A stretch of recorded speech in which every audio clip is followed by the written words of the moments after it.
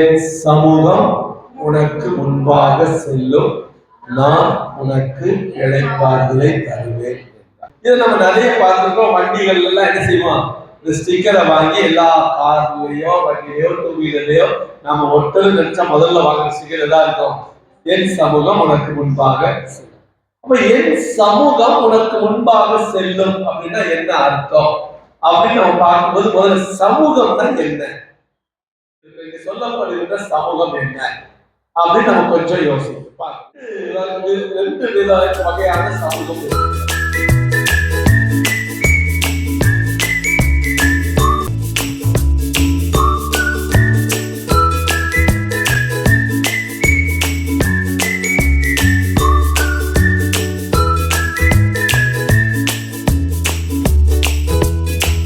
தேவனுடைய சமூகம் என்பது தேவனுடைய பிரசன்னத்துக்கு இருப்பு அப்படின்னு சொல்லுங்க. இருப்பு தேவனுடைய பிரசன்னம். முதல்ல சொன்னது தேவனுடைய சமூகம் என்பது அவருடைய அருகாமையிலே இருப்பது. சரியா? இப்போ தேவனுடைய சமூகம் என்பது இருப்பு. இருப்புனா பிரசன்னம். இந்த அப்பியரன்ஸ் சொல்லுவாங்க ஆங்கிலத்தில். Appearance, manifestation. அவர் எப்படி நமக்கு அவர் நம்ம இருக்கிறார் அதை சொல்லுவார் இல்லையா? நீங்க என்னென்ன சொல்றது கேட்டோட என்ன சொல்லுவாரு, நான் இருக்கிறவராகவே இருக்கிறேன். இப்ப தேவ சமூகத்துல நீங்க இருக்கிறீங்க அப்படின்னா ஆண்டவருடைய இருப்பை நீங்கள் உணர்வீர்கள். அவர்களோட இருக்கிற வாசிக்க சங்கீதம் 139:7.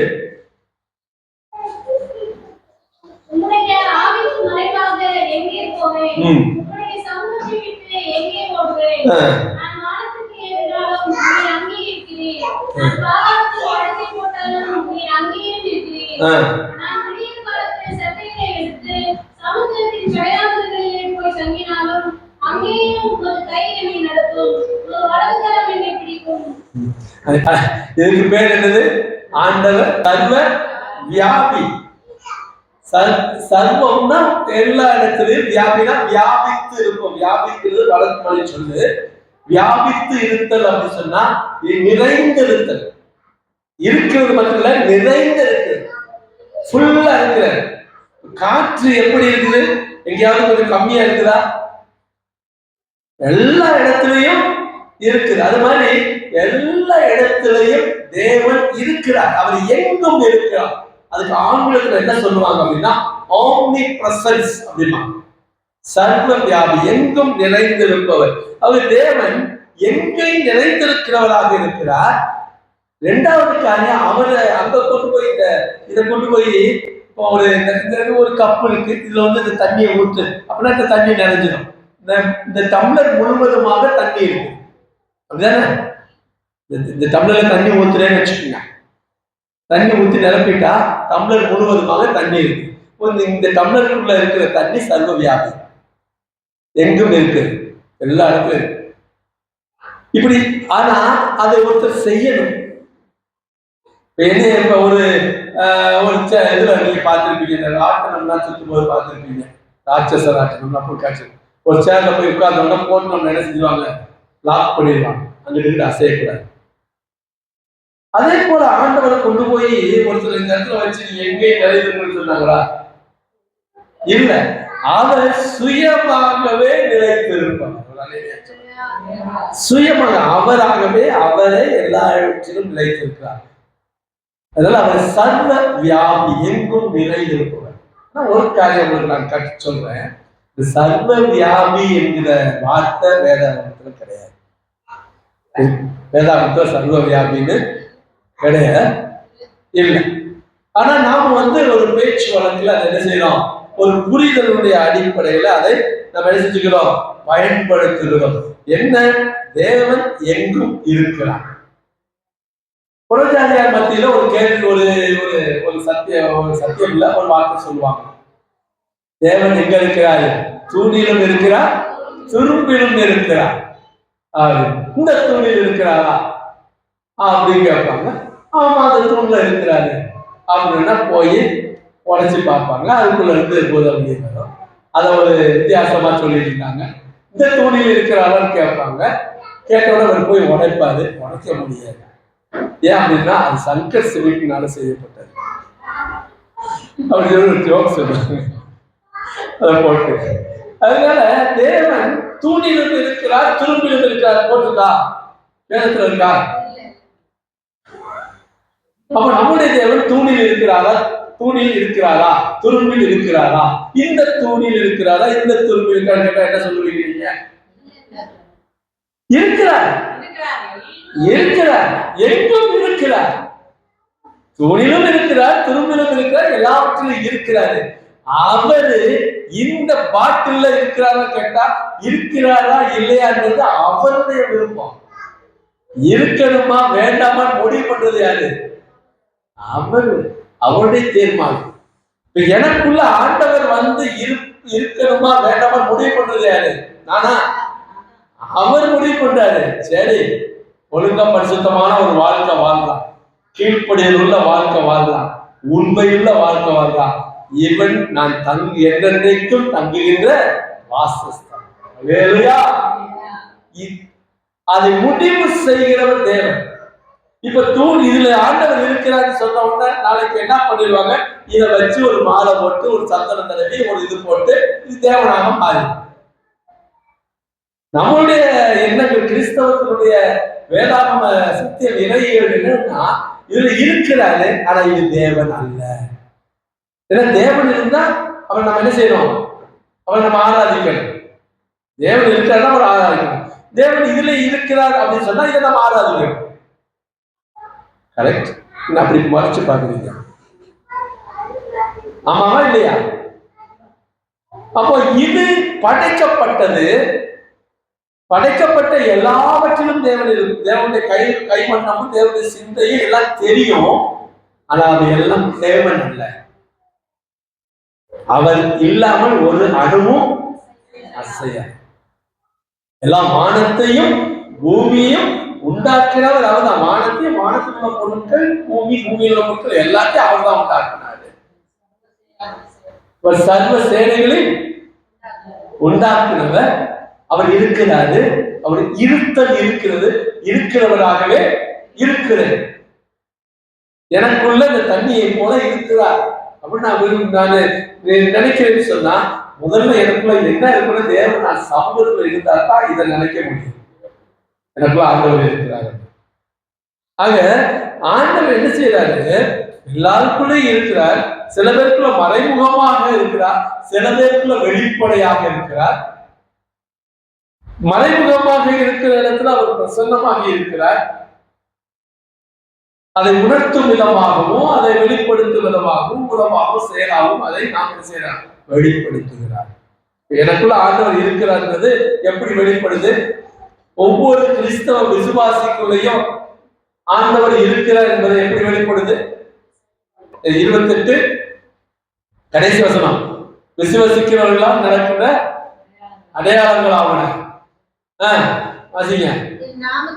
என் நாமத்தினாலே துரத்துவார்கள், நவமான பாஷைகளை பேசுவார்கள்,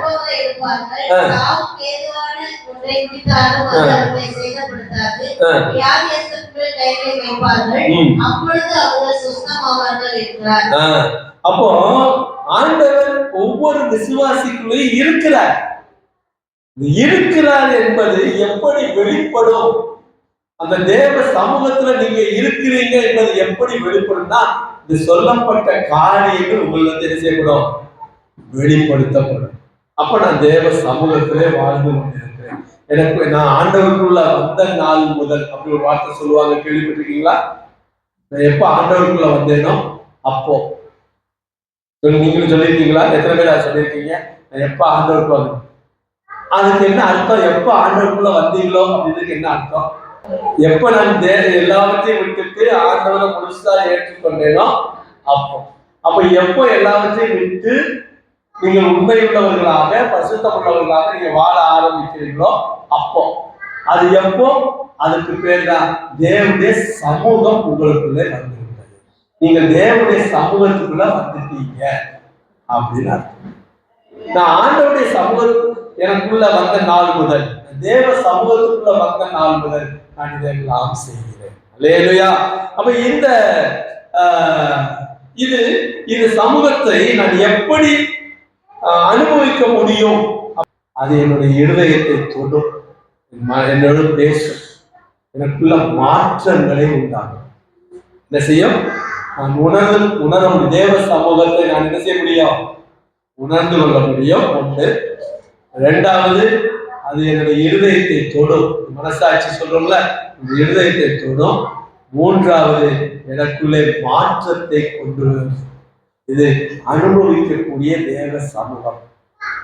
இந்த பிரசன்னத்தை நம்ம எப்படி பார்க்கணும் சொன்னா, எப்படி உணர்ந்து கொள்ளணும் சொன்னா, ஜபத்திலே இதை உணர்ந்து கொள்ளணும்.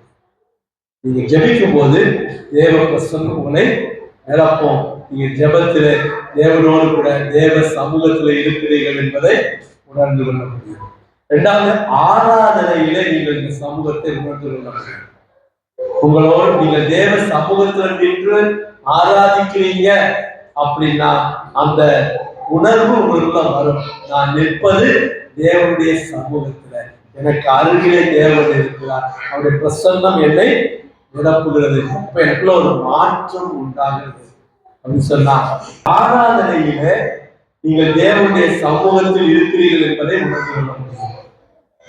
இப்ப எல்லாரும் எழுந்து ஆராதிப்போம் சொல்றேன், சரியா? ஆராதிப்போம் சொல்றோட நீங்க எழுந்து சும்மா எழுந்து இப்படி கையை கட்டிக்கிட்டு, அப்படி பேண்ட்ல கையை விட்டுக்கிட்டு, அவரை இப்படி வச்சுக்கிட்டு, அவரை இப்படி பார்த்துக்கிட்டு இப்படி எல்லாம் இருந்தீங்கன்னா உங்களுடைய பிரசன்னமானது தேவ சமூகத்துல இல்லை. புரியுதா? நீங்க எதிர நின்று ஆராதிக்கல, தேவனுடைய சமூகத்தில் நின்று நீங்க ஆராதிக்கல. அப்போ உங்க ஆராதனை ஏற்றுக்கொள்ளப்படாது. நீ 1 மணி நேரம் நின்று இருந்தாலும் 2 மணி நேரம் நின்றாலும் உங்களுடைய ஆராதனை ஏற்றுக்கொள்ளப்படாது. எப்பொழுது நீங்க தேவ சமூகத்துல நிற்கிறீங்க அப்படின்றத உணர்றீங்களோ, தேவ சமூகத்துல இருக்கிறேன்றத உணர்வு உங்களுக்கு வருதோ, அப்பொழுது நீங்கள் உங்களுடைய ஜபம், உங்களுடைய ஆராதனையின் மத்தியில் தேவன் சிங்காசனம் விட்டு அமர்வதை நீங்கள் காண்பீர்கள். எல்லாம் வெறும் வார்த்தை அளப்பதா, வெறும் பாட்டு சத்தம், மியூசிக் சத்தம் தான். மியூசிக்கு கூடும், மியூசிக்கு குறையும், ஃபாஸ்டாகவும் ஸ்லோவாகும். தேவ சமூகத்துல இல்லைன்னு சொன்னா அது இன்னொன்று அடுத்து சொல்றேன். அடுத்து வசனத்தை தியானிக்கிறது. நீங்க வேதத்தை எடுத்து காலையில எழுந்திருச்சு அல்லது மாலையிலயோ நேரம் கிடைக்கும் போதெல்லாம் நீங்க வசனத்தை எடுத்து தியானிக்கிறீங்க அப்படின்னு சொன்னா நீங்கள் தேவனுடைய சமூகத்துக்குள்ள வந்துட்டீங்க. இந்த வசனத்தை தியானிக்க வேண்டும் என்ற எண்ணம் உங்களுக்கு வருது பாருங்க. காலையில எழுந்திரிச்ச உடனே பைபிள் படிக்கணும்னு எண்ணம் வருது பாருங்க. அந்த எண்ணம் வந்துச்சுன்னா நீங்கள் தேவ சமூகத்திலிருந்து நடத்தப்படுகிறீர்கள். தேவனுடைய பிரசன்னத்துக்குள்ள நீங்க இருக்கிறீங்க.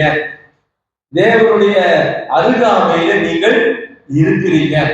நீங்கள் மாற்றத்திற்கு உள்ளாகி இருக்கிறீங்க.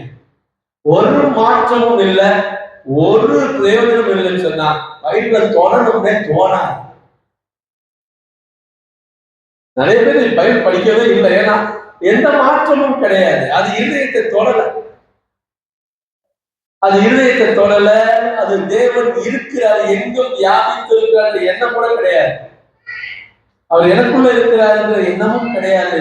வேதத்துல தியானிப்பு இல்லை. 4வது காரியம், அபிஷேக நேரத்துல நம்ம ஆண்டவருடைய அபிஷேகத்தை பெற நாம் ஆராதிக்கின்ற வேளையிலே அபிஷேக நேரங்களிலே நம்ம அவருடைய அபிஷேகத்தை பெற்றுக்கொள்ள வேண்டும் என்று சொன்னா தேவ சமூகத்துக்குள்ள ஆண்டவருடைய பிரசன்னம் இறங்குது, கர்த்தர் உங்களை அபிஷேகம் பண்றாருன்னு சொன்னாலுமே எந்த மாற்றமும் இருக்காது. அப்படியே கட்ட மாதிரி நிற்போம், அப்படியே இருப்போம், ஒண்ணு இருக்க. தேவனுடைய சமூகத்துல இல்லைன்னு சொன்னா எந்த மாற்றமும் நடக்காது. வந்தவங்க வந்தபடியே கண்டு மோசமாக திருப்பி போவாங்க. வீட்டுல போனவங்க ஒரு கத்து, ஒரு சண்டை, ஒரு அடி, ஒரு இடி, ஒரு எரி எல்லாம் வரும். ஏன்னா இருந்துட்டு வந்த தேவ பிரசனத்துல இல்லை. நீங்க தேவ சமூகத்துல இருந்துட்டு நீங்க வீட்டுக்கு போனீங்கன்னா எல்லாம் மாறும். அப்போ தேவனுடைய 2வது தேவனுடைய இருப்பு என்று சொல்லக்கூடிய அவருடைய பிரசன்ஸ், அந்த இருப்பு அதை நாம் உணர்ந்து கொள்ள வேண்டும். அது தேவ சமூகத்தை குறிக்கிறது. மூன்றாவது காரியம், தேவனுக்கு நமக்கு இருக்கக்கூடிய உறவு நிலை. தேவனுக்கு நமக்கு எப்படிப்பட்ட ஒரு உறவு நிலை இருக்கிறது? நான் கிறிஸ்தவனா இருக்கிறதுனால மட்டும் தேவனோட உறவு வைத்திருக்கிறேன் அர்த்தம் இல்லை. என் பேரு கிறிஸ்தவ பேரு அப்படின்றதுனால நான் தேவனோட உறவு வைத்திருக்கிறேன் அப்படின்ற அர்த்தம் இல்லை. தேவனோடு உறவு கொண்டிருக்கிறது என்பது உங்களுடைய வாழ்க்கையிலும் உங்களுடைய நடக்கையிலும் பேச்சிலையும் தெரியும். ஆதாம் தேவனோடு நடந்தா பேசினான், ஆனாலும் என்ன செஞ்சுட்டான்? பாவம், அந்த உறவை இழந்துட்டான். ஏனோக்கு தேவனோடு சஞ்சரித்தான், எடுத்துக்கொள்ள. ரெண்டு காரியம் நடக்கும். நான் இன்னைக்கு தேவனோடு நான் உறவாக இருக்கிறேன் அப்படின்னு நினைச்சிட்டு இருக்கலாம். ஆனா ஒரு பாவம் நம்ம பக்கத்துல வரும்போது அதுல சில சமயங்களை நம்ம என்ன செய்து விடுகிறோம்? விழுந்து போகிறோம். விழாதபடிக்கு நம்மை காப்பாற்றுவதா தேவனுடைய சமூகம். அந்த உறவை மீட்டெடுப்பதற்காகத்தான் இயேசு கிறிஸ்து வந்த பாவத்துல விழுந்த உறவுல இருந்து நம்ம என்ன செய்ய மீட்டெடுக்க வேண்டும் என்பதற்காக இயேசு வருகிறார். அல்லேலூயா, அல்லேலூயா. இப்போ ஒரு சில காரியங்களை மாற்றி நான் சொல்லி நான் முடிக்கிறேன். தேவ சமூகத்துல நீங்க இருந்தால் என்னென்ன காரியங்கள் நடக்கும் அப்படின்றத நான் சொல்றேன். தேவ சமூகத்துல நீங்க இருக்கிறீங்களா இல்லையா அப்படின்னா என்ன காரியங்கள் நடக்கும் அப்படின்னு. ஒன்று, யோவான் 14ஆம் அதிகாரம், யோவான் 14:27 வசனத்தை வாசிப்போம். சமாதானத்தை உங்களுக்கு வைத்து போகிறேன், என்னுடைய சமாதானத்தை உங்களுக்கு கொடுக்கிறேன். உலகம் கொடுக்கிற பிரகாரமாய் நான் உங்களுக்கு கொடுக்கிறதில்லை. உங்கள் இருதயம் கலங்காமலும் பயப்படாமலும் இருப்பதாக. என்னென்ன காரியம் சொல்லப்பட்டிருக்கு? சமாதானத்தை உங்களுக்கு வைத்து போகிறேன். அப்ப சமாதானம், தேவ சமூகத்துல நீங்க இருந்தீங்கன்னு சொன்னால் உங்க குடும்பத்துல தேவ சமாதானம் இருக்கும். உலக சமாதானம் இல்லை. உலகம் என்னைக்குமே நம்மளை சமாதானப்படுத்த முடியாது. எவ்வளவு நாளும் தாத்தான்னு தான் சொல்லிட்டு இருக்கோம். தேவ சமாதானம் குடும்பத்துல வரணும்னு சொன்னா நீங்க உங்க குடும்பம் தேவனுடைய சமூகத்துல இருக்கணும். ஞாயிற்றுக்கிழமை நமக்கு ஞாயிற்றுக்கிழமை வச்சுக்கணும். ஞாயிற்றுக்கிழமை நான் தேவனுடைய சமூகத்துல இருப்பேன்.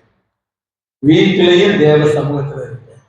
எங்க போனாலும் தேவ சமூகத்துல நான் நிற்கிறேன். அந்த உணர்வு நான் தேவ சமூகத்தில் இருக்கிறவன். ஒரு ஊழியக்காரர் சொன்னார், சாட்சியா சொன்னார். அவரு சிங்கப்பூருக்கு போயிருக்காரு. ஒரு முறை போயிருக்கும் போது சிங்கப்பூர்ல போய் தங்கி ஊழியர் பார்த்திருக்காரு.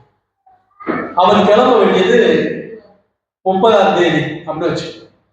ஆனா 30ஆம் தேதின்றத மறந்துட்டாரு, விட்டாரு. 31ஆம் தேதி தான் பார்த்துருக்காங்க. ஐயோ நம்ம கிளம்பி இருக்கணுமே நேற்று. இப்போ 31 சட்டப்படி 30ஆம் தேதி அவங்க கிளம்பி இருக்கணும். இல்லைன்னா அவரு சிங்கப்பூர்ல ஜெயில வச்சுருவாங்க. கேட்கிற கேள்வி என்ன காரணத்தினாலும் ஏற்றுக்கொள்ள மாட்டாங்க. தவறு, சட்டப்படி தவறு. இப்ப இவருக்கு பயம் வந்துருச்சு. என்ன செய்ய போறாங்களோ தெரியலையே அப்படின்ட்டு ஆண்டவர்கிட்ட ஆண்டவருடைய சமூகம் ஆண்டவரை சொல்லியிருக்காரு, நான் நாளைக்கு அந்த பாஸ்போர்ட் ஆபீசர்ஸை போய் பார்க்க போறேன். அவங்க முன்னால நான் கைகட்டி வெட்கப்பட்டு கூடி குறுகி கூடாது. உங்களுடைய ஊழியத்துக்கு வந்தேன், மறந்துட்டேன். நேற்று தினத்துல நான் கிளம்பி இருக்கணும். அது என்னுடைய தவறு. அதான் வெளிப்படையா பேசுறேன், என்னுடைய தவறு.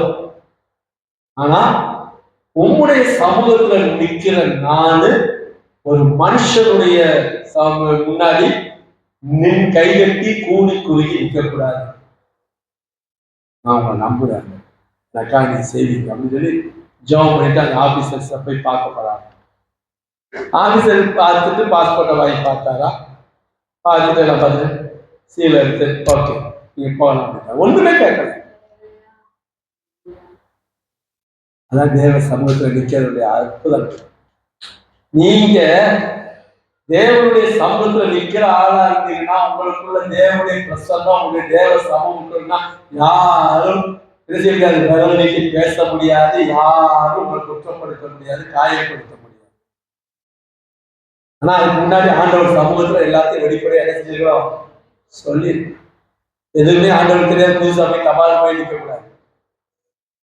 சரி, அப்போ தேவனுடைய சமூகத்துல நாம் நிற்கின்றது நமக்கு ஒரு சமாதானம் உண்டாகும். நம்ம குடும்பத்துல சமாதானம் இல்லையா? இரண்டாவது சங்கீதம் 14:11. ஜீவ மார்க்கத்தை எனக்கு தெரியப்படுத்துவீர். உம்முடைய சமூகத்தில் பரிபூர்ண ஆனந்தமும் உம்முடைய சமூகத்தில் பரிபூர்ண ஆனந்தமும் உம்முடைய வலது பார்சத்தில் நித்திய பேரின்பமும் உண்டு. சமூகத்துல என்ன இருக்குமா? சமூகத்துல பரிபூர்ண ஆனந்தம், சந்தோஷம். அப்ப ஆண்டவருடைய சமூகம் தான் நமக்கு சந்தோஷத்தை கொடுக்கும். ஒரு வாட்ஸ்அப் பார்க்கிறதோ, யூடியூப் பார்க்கிறதோ, இன்ஸ்டா பார்க்கிறதோ நமக்கு சந்தோஷத்தை கொடுப்பதல்ல. அது நிரந்தரமான சந்தோஷமும் அல்ல, நிரந்தரமாகவும் இருக்காது. பரிபூரணம் அப்படின்னா முழுசா 100% நிரந்தரமா இருக்கக்கூடிய சந்தோஷம்.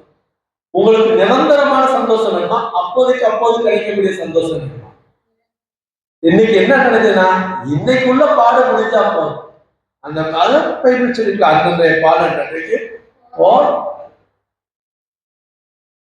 நிரந்தரமாக நித்திய ஜீவன். இன்னைக்குள்ள ஜீவன் இல்ல, நித்திய ஜீவன், பூரண சந்தோஷம், பரிபூரண சந்தோஷம், முழுமையான ஒரு சந்தோஷத்தை நீங்க பெற்றுக்கொள்ளணும். உங்க வாழ்க்கையில இருக்கணும், கிடைக்கணும். இப்படி 15 நாள் அப்படியே அழுதுட்டு 15 நாள் சந்தோஷமா இருக்கு, 2 நாள் அழுக, அடுத்த 2 நாள் நேற்று தான் நல்லா சிரிச்சு பேசிட்டு தான் இன்னைக்கு இவ்வளவு சோகமா உட்காந்துருக்கேன். நேற்று அழுதுட்டு நீ சிரிச்சுட்டு இருக்க. இப்படி ஓட வேண்டிய வாழ்க்கை இல்லை. எனக்கு பூரணமான சந்தோஷம், நித்திய சந்தோஷம். என்றைக்கு நான் சந்தோஷம்.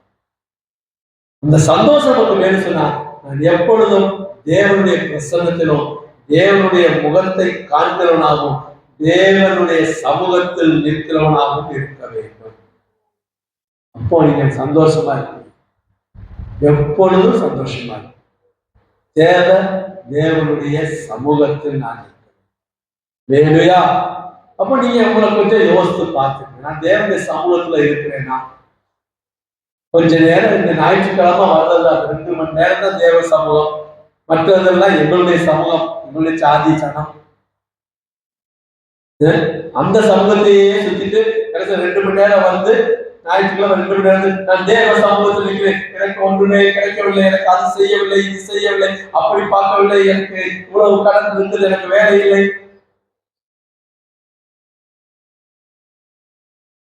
தேவனுக்கு சொல்லல, எப்பொழுதுமே தேவனுடைய சமூகத்தில் எனக்கு தேவை. தேவனுடைய சமூகம் எனக்கு சுற்றி இருக்கிறவங்களுடைய சந்தோஷம் முக்கியம் கிடையாது.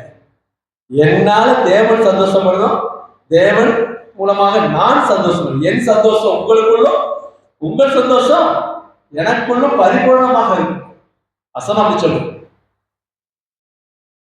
என்னிடத்தில் சந்தோஷமாங்க, என்னிடத்தில் நம்பிக்கையாக வாரம் பூரா அடுத்தவனையே பிரியப்படுத்திட்டு கடைசி 2 மணி நேரம் வந்து உட்கார்ந்து 2 மணி நேரம் உட்கார்ந்து ஆனவன் நான் பிரியப்படுத்தினா நடக்கிறது இல்லை. அவனுக்கு தெரியும், ஆமா இந்த 2 மணி நேரம் தான் வெளியே போறவங்க நீ வேறு மனுஷனாவா.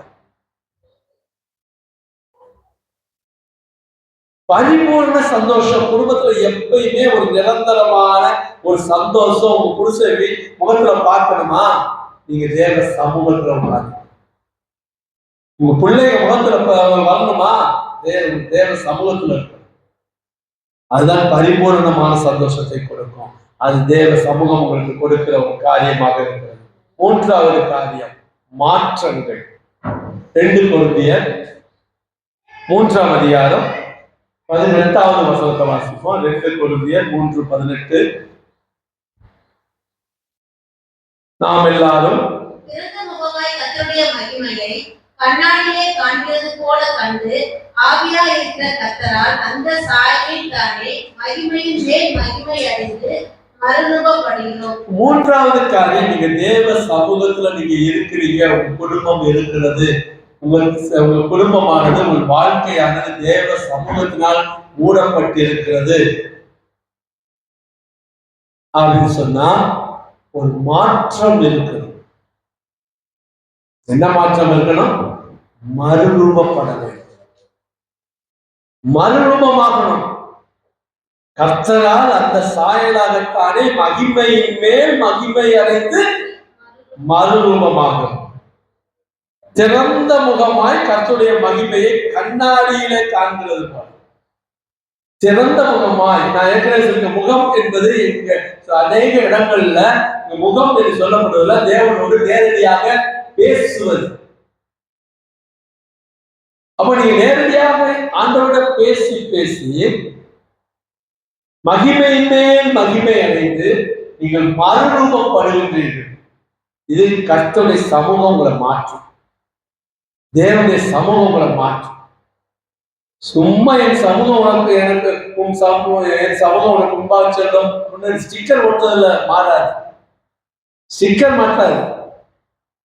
நான் மாறணும், பேசணும் ஆண்டவரோட, நான் செய்யணும், அவருடைய பிரசன்னத்தை உணரணும். வண்டி உணராது, டூ வீலர் உணராது. எனக்கு என் சமூகம் முன்பாக ஸ்டிக்கர் எனக்கு வண்டி இருக்கு, நான் கரெக்டா போய் வண்டி போகாது. வண்டி ஓட்டுறவருடைய மேல பிரசன்னம் இருக்கும்.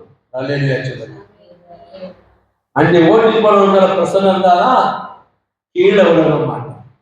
ஓட்டிக்கிட்டே போனேன், ஒரு கல்லு தருவிச்சு கீழே விழுதுன்னா எந்த நடப்புல ஓட்டினா என்ன மைண்ட் செட், என்ன ஏன் விழுந்த? அதான் சொல்றது, கால்கள் தள்ளாத விட மாட்டாத. அப்போ இந்த சிந்த வண்டி ஓட்டும் போது நான் வேற ஒரு சமூகத்துக்குள்ள போயிட்டேன், தேவ சமூகத்துல இல்லை. ஆமே. அப்போ நான் அடுப்பத்தை வைக்கிறேன், பால் சட்டியை வச்சுட்டேன், பாலை வச்சுட்டேன், நான் வேற ஒரு சமூகத்துக்குள்ள போயிட்டேன். பாலை வேணாலும்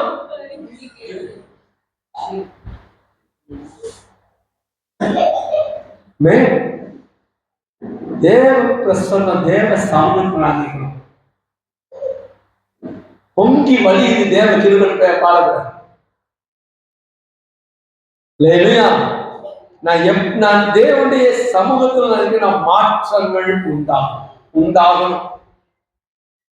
அதை விட்டு நான் வெறுமனே ஒரு கிறிஸ்தவன், எங்க அம்மா கிறிஸ்தவங்க, எங்க அப்பா கிறிஸ்தவர், அல்லது நாங்கள் ரட்சிக்கப்பட்டு இருக்கிறோம், நாங்கள் ஆண்டவருக்குள்ள வந்து விட்டோம், நாங்கள் சபைக்கு செல்கிறோம் சொல்லிட்டு ஆலயத்துக்கு வந்து போறதுல மாற்றம்.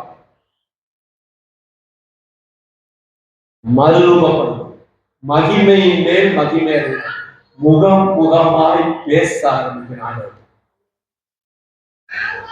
உங்க பேச்சுலாம் இவங்க முகமுகமாய் ஃபேஸ் டு ஃபேஸ் சொல்றாங்கல்ல, அதனால முகமுகமாய் தெளிவாக கர்த்தரோடு பேசுகிற வார்த்தைகளாக இருக்கணும். நீங்க தேவ சமூகத்துல இருக்கிறீங்கன்னு அர்த்தம். இல்ல சமூகத்தை விட்டு விலகி போறீங்க, இப்ப எதுனாலும் குறுக்க வரும் இல்லையா? நீங்க தேவ சமூகத்துல போகும்போது எதுவும் என்ன செய்யாது, குறுக்க வராது. நம்ம வண்டி பாட்டுக்கு போயிட்டே இருக்கும். ஆனா தேவ சமூகத்தை விட்டு விலகிட்டீங்கன்னு சொன்னா கண்டதும் குறுக்க வரும். இந்த பக்கம் ஒட்டி வருவா, அங்கிட்டு ஒட்டி வருவா, அப்படி வருவா, இப்படி வருவா.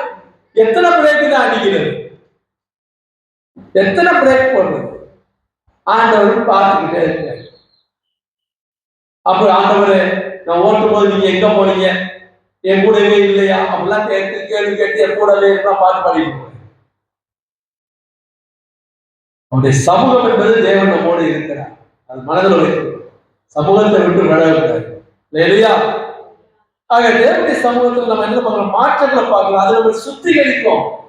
மாற்றம் என்ன செய்யும், நம்ம சுத்திகரிக்கும், பளபளப்பாக்கும், அழகாக்கும், பரிசுத்தப்படுத்தும்.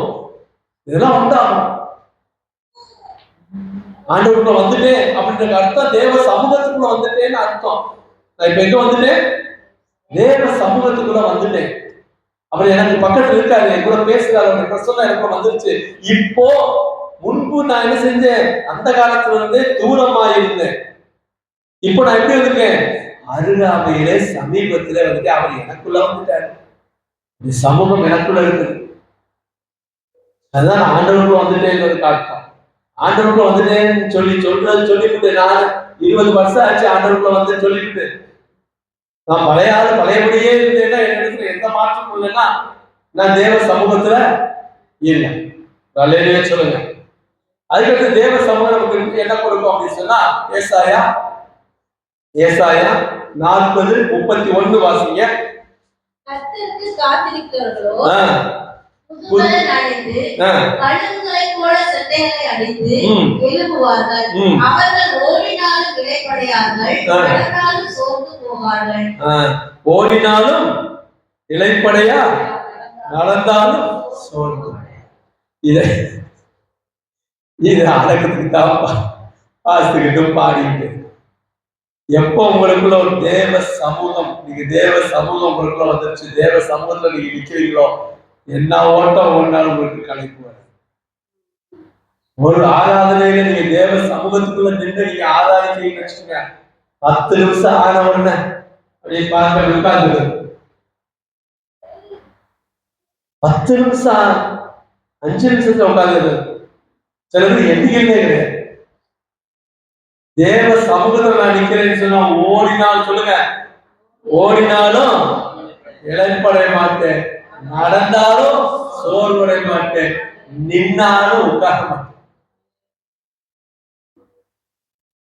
1 மணி நேரம் என்ன 1 மணி நேரம் 2 மணி நேரம் ஆராதனை 7 hours பிரைஸ் அண்ட் வர்ஷிப், 2 மணி நேரம் 4 மணி நேரம் இருந்தா கூட நான் கர்த்தருக்குள்ள தேவ சமூகத்துல நின்று ஆண்டவரை ஆராதிக்கிறேன்னு சொன்னா எனக்கு சோர்வு இல்லை, எனக்கு இழைப்பு, எனக்கு என்ன செய்யுது இழைப்பு இல்லை. ஒரு வசனம் வாசிக்கிறதுக்குள்ள முடிச்சுவாங்க. ஒரு வசனம்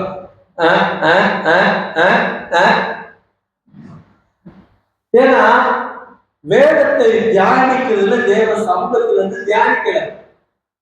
பைபிள் நான் வாசிக்கிட்டாரு, எந்த வசனத்தை விட்டாங்க தெரியலையே, எங்க ஆரம்பிக்கிறதுன்னு தெரியலையே, புதுசா இருக்க எல்லா எழுத்தும் முன்ன படிச்சுட்டாங்க. வேணுயா தேவ சமூகத்துல நான் நின்று இந்த வசனத்தை வாசினா அந்த வசனம் என்னோட பேசும், இந்த வசனம் என்னோட பேசும். ஒரு வசனம் இருந்து 5 வசனம் கூட வாசிப்பேன், ஒரு அதிகாரம் 5 அதிகாரம் நான் வாசிப்பேன். தேவனுடைய சமூகத்துல இருந்து நான் அந்த வாஞ்ச உணர்வு எனக்குள்ள இருக்கிற அந்த இதுல நான் காலையில எந்திரிச்சு நான் அதிகாரம் வாசிக்க போதும். இன்னைக்கு 5 வசனம் வாசிட்டேன்ல. நீ சொன்ன எத்தனை சொன்ன? 5 தானே சொன்னேன். 5 வாசிட்டேன். 5 அதிகாரம் வாசிக்க கற்றுப்பாரு. இல்லையா? அதனால வேதத்தை வாசிக்கின்ற பொழுது, அல்லது ஜெபிக்கின்ற பொழுது, ஆராதிக்கின்ற பொழுது, பாடுகின்ற பொழுது என்ன செய்யணும்? இளைப்படைய மாட்டீங்க, சோர்ந்து போக மாட்டீங்க. தேவ பிரசனம் உங்களுக்கு அந்த பலத்தை கொடுக்கும். இல்லையா?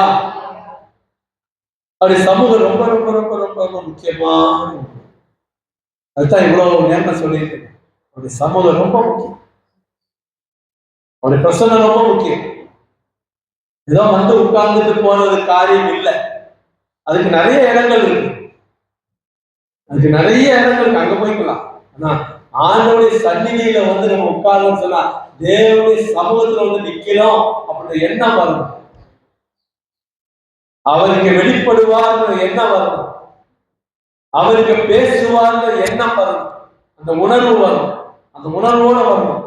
நம்ம கீழே நின்று பேசவா, மேல போய் சர்ச்சில் நின்று பேசுவா, அப்படி மேல வந்து நின்று பேசுறதுக்கான இடம் இல்லை. பேசுறதா இருந்தா கீழே பேசிட்டு வரணும், தியானிக்கிறதா இருந்தா மேல வந்து உட்காரு. ஏன்னா இது தேவ சமூகம், தேவனுடைய சந்நிதி, தேவ பிரசன்னம் நிறைந்த இடம். இங்க வந்து ஜோக் அடிக்கிறது, இங்க வந்து பேசிட்டு இருக்கிறது, இங்க வந்து பிள்ளைகளாக விட்டுட்டு இருந்ததோ, அல்லது அவங்களுக்கு தண்ணி குடிக்கிறதுக்கு 4 தடவை எதிர்த்து போனதோ, நீங்கள் தேவனுடைய சமூகத்தை அவமானப்படுத்துறீங்க. அசத்தையா உட்கார்ந்துருக்கிறது, காலெல்லாம் தூக்கி வச்சு உட்காரக்கூடாது. சேர்ல கால் கீழே போட்டு உட்கார்ந்துட்டா சேர், காலை தூக்கி வச்சு உட்கார்ந்து தேவை மேஜர், அந்த மாதிரி மேஜர் உட்காரு, அதாவது சோஃபா உட்காந்துக்கிறோம். கால் தேவனுடைய சமூகத்துல உட்கார்ந்து இருக்கிற அவரை கூட நேரடியா பேசுறாரு, நேரடியா பேசுகிற இடத்துல நான் இருக்கிறேன்.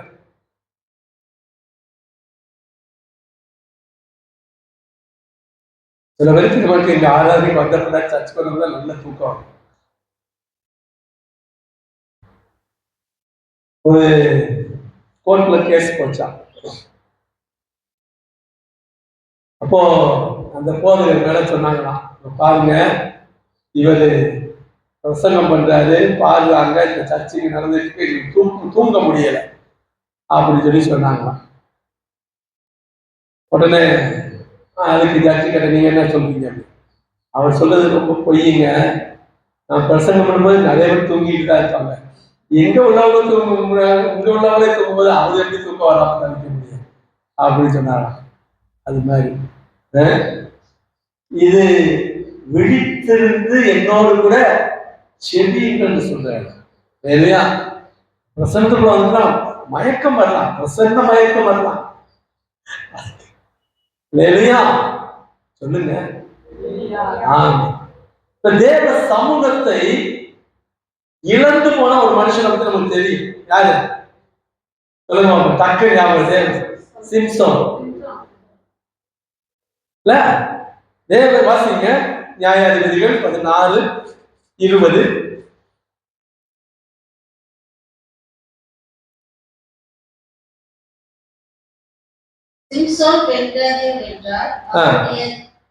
சிம்சோனே பெலிஸ்தர் உண்மையில் வந்து விட்டார். 20 16:20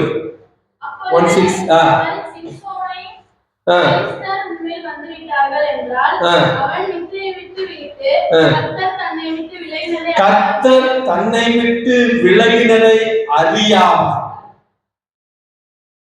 தேவ சமூகம் நம்மளை விட்டு போயிடுச்சு. அதை அறியாமல் எப்போதும் போல உதறி போட்டு வெளியே போக வேண்டும். எப்படி? நிறைய ஆசிரம சிம்சோனை பத்தி நல்லா நிறைய சொல்லியிருக்கேன். அந்த சமூகம் நம்மளை விட்டு போயிடுச்சு, அது தெரியாமலேயே எப்போதும் போல நான் இருக்கிறேன், எப்போதும் போல செய்யுது, எப்போதும் போல ஓடுது, எப்போதும் போல. அதான் ஆண்டவர் எனக்கு இருந்திருக்காரு. அந்த தைரியம், முரட்டு தைரியம். ஆண்டவர் விலகி சமூகம் விலகிடுச்சு. என்னாச்சு? போய் சேருங்க. அதாவது பிரசங்கம் நம்ம விட்டு விலகினது அப்படின்றது தெரியாது, இருக்கிற மாதிரியே தான் இருக்கும். எல்லாமே நடக்கும், ஒளி நடக்கும், பாடுவோம், ஜெபிப்போம், எல்லாம் செய்வோம். ஆனா எதுலையுமே வெற்றி கிடைக்காது. இல்லையா?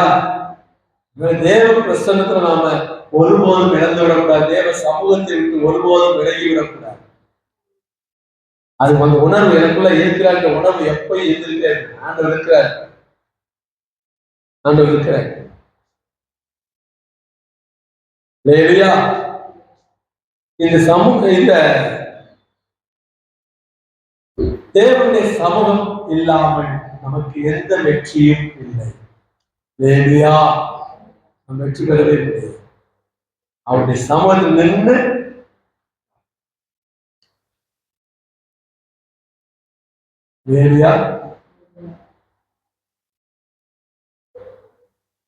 அந்த பிரசன்னம் நம்மளை ஓடணும். அந்த பிரசன்னம் நம்மளுக்கு செய்யும். எப்படி வாகனம் எடுக்கிறதா இருந்தாலும் ஒரு சின்ன ஜபம், அதனுடைய சமூகம் இருக்கிறது.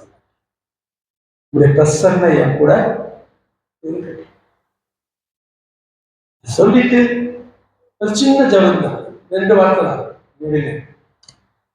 அதுல உண்மை இல்லவரா இருங்க.